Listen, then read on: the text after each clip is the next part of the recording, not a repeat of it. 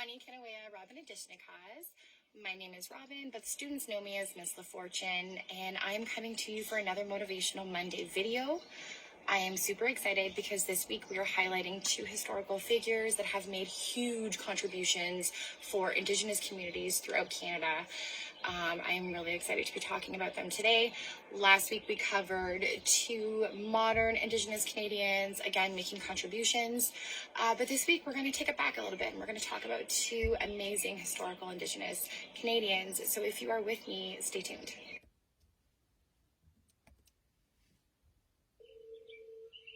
Today, for Motivational Monday, we are honoring Lieutenant Frederick Loft.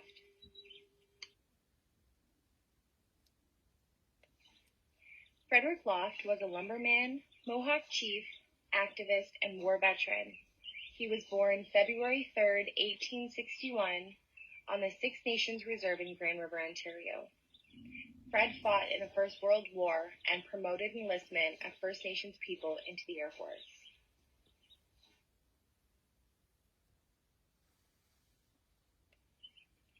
In 1918, Fred founded the League of Indians, the first pan-Indigenous political organization. The main goals were to improve living conditions and to protect the rights of First Nations people in Canada. Throughout his life, Loft spent a great deal of time advocating for Indigenous rights, improvements to education, self-government, and protesting forced enfranchisement. Fred Loft died in Toronto in 1934 following a period of declining health. His advocacy work before and after the war make him one of the most important Indigenous activists of the early 20th century.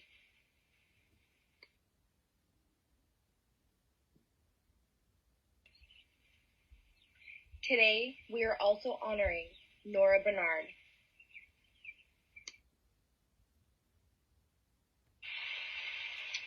Nora Bernard was a Canadian Mi'kmaq activist who sought compensation for survivors of the Canadian residential school system.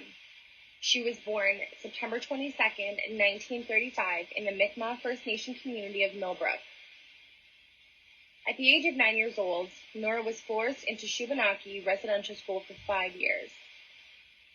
Nora later learned that her mother was informed that if she did not enroll her children into the school, they would be removed from her care by Child Protective Services.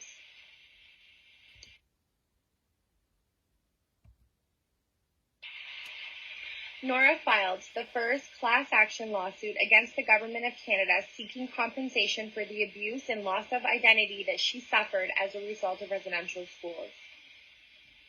After Nora filed her claim, survivors from other schools in other provinces across Canada filed similar claims. These claims eventually came together into the National Class Action Settlement, which happened to be the largest class action settlement in Canadian history.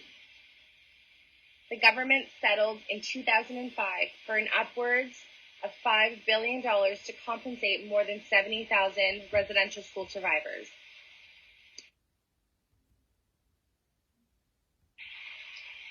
Nora passed away in December of 2007. However, her legacy and courage to seek justice for the survivors of the residential school system continue to be recognized today.